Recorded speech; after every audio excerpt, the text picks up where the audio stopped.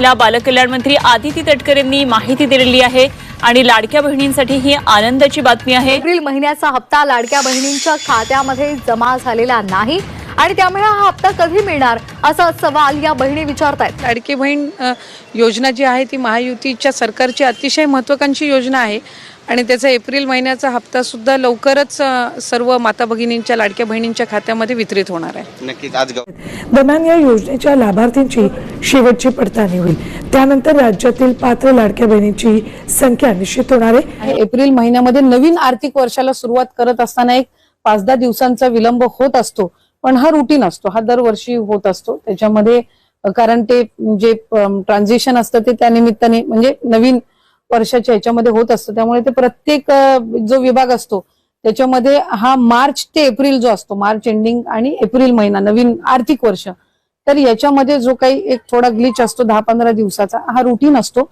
पण मानधन कुठल्या महिन्याचं त्यांचं रखडत नसतं। राज्यातील 26,34,000 महिलांवर अपात्रतेची टांगती तलवार आहे।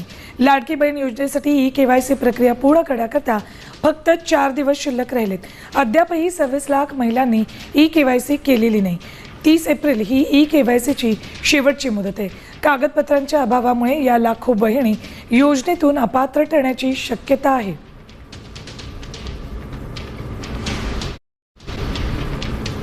राज्यात 26,34,000 लाडक्या बहिणींवर अपात्रतेची टांगती तलवार आहे। कागदपत्रांच्या कमतरतेमुळे लाखो महिलांची ई-केवायसी प्रक्रिया रखडली आहे। ई-केवायसी साठी शेवटचे 4 दिवस शिल्लक आहेत।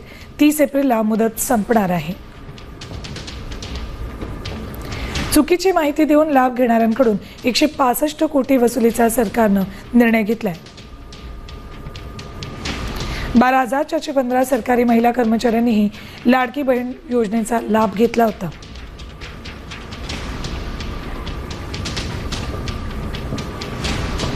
लाडक्या बहिणींसाठी ही खरं तर खुश खबरच म्हणावी लागेल। तो हप्ता आहे तो आता लाडक्या बहिणींच्या खात्यामध्ये लवकरच सरकारकडून जमा केला जाणार आहे।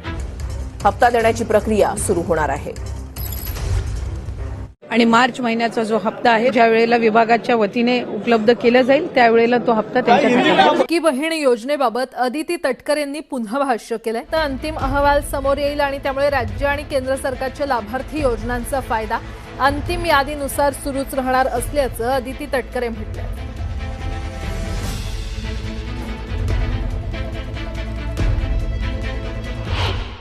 साधारणपणे 30 एप्रिल पर्यंत त्या संदर्भातला अंतिम जो डेटा आहे हा आपल्यापर्यंत समोर येईल। ज्या लाभार्थी आहेत त्यांना लाभ हा या योजनेच्या अंतर्गत सुरू। योजनेसाठी 2.25 कोटी लाडक्या बहिणी पात्र ठरलेल्या आहेत। सुमारे 71 लाख लाभार्थी या योजनेतून आता बाद झालेले आहेत। ई-केवायसीच्या नंतर ही संख्या 1,76,00,000 आलेली आहे। योजनेच्या सुरुवातीला 2,47,00,000 लाभार्थी महिला होत्या। लाडकी बहीण योजना जी आहे ती देखील सुरूच राहील। या योजनेसाठी अर्थसंकल्पात मोठी तरतूद करण्यात आलेली आहे, परंतु हप्त्यात वाढ झाल्याची घोषणा झालेली नाही। मुख्यमंत्री माझी लाडकी बहीण ही योजना अशीच सुरू राहणार आहे व या योजनेकरता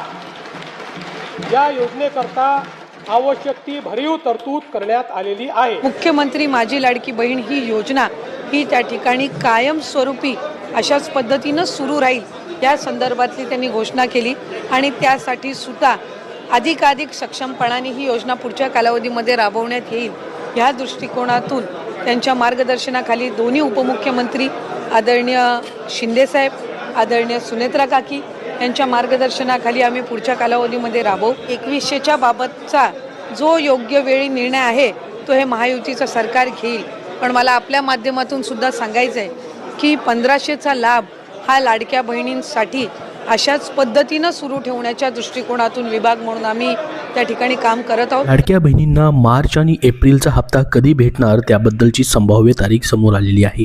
लाडकी बहीण योजनेच्या लाभार्थ्यांना मार्चचा हप्ता कधी येणार याकडे सर्वांचं लक्ष लागलेलं आहे।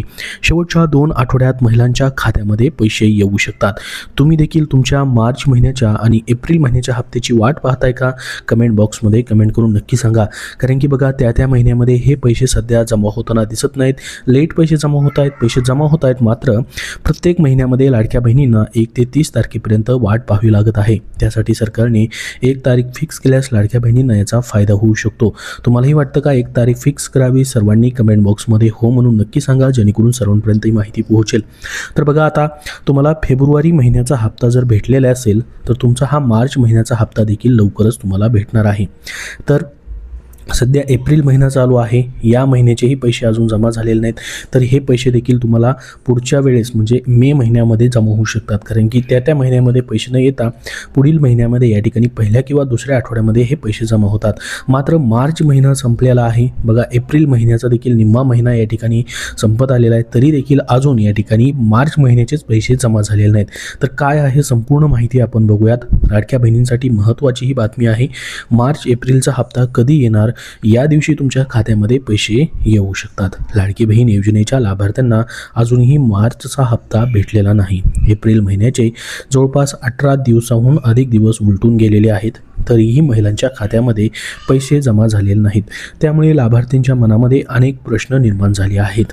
त्याचसोबत आता एप्रिलच्या हप्त्याबाबतही प्रश्न विचारले जात आहेत. लाडक्या बहिणींना मार्च आणि एप्रिलचा हप्ता एकत्रित येणार असल्याची चर्चा देखील सध्या सुरू झालेली आहे.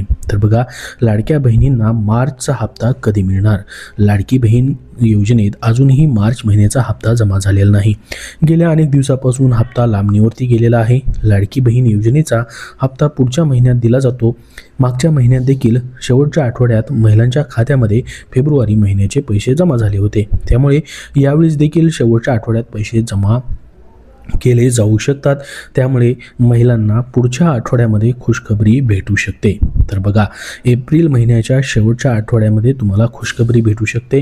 ती मात्र फक्त मार्च महिन्याचा हप्ता जर या ठिकाणी त्यांनी दिला तरच मला 1500 रुपये जमा होतील. मात्र जर या ठिकाणी एप्रिल महिन्याचाही हप्ता याच महिन्यामध्ये दिला तर 3000 रुपये देखील एकत्रित मग भेटू शकतात दोन्ही हप्त्याचे.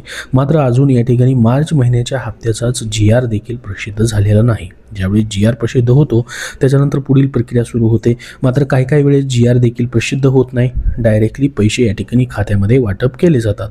असं मागच्या वेळेस देखील घडलेलं आहे. नंतर GR प्रसिद्ध होतो. तर यावेळेस मार्च महिन्याचा हप्ता जो आहे प्रचंड मोठ्या प्रमाणामध्ये लेट झालेला आहे. लाडक्या बहिणींना या ठिकाणी हा हप्ता एप्रिल महिन्याच्या आता शेवटच्या आठवड्यामध्ये भेटू शकतो असं बोललं जात आहे. कारण की फेब्रुवारी महिन्याचा हप्ता देखील अशाच पद्धतीने वाटप झालेला आहे. कारण की बघा, एप्रिल महिना हा आर्थिक वर्षाचा नवीन वर्षाचं या ठिकाणी आर्थिक वर्ष या महिन्यापासून सुरू होतं.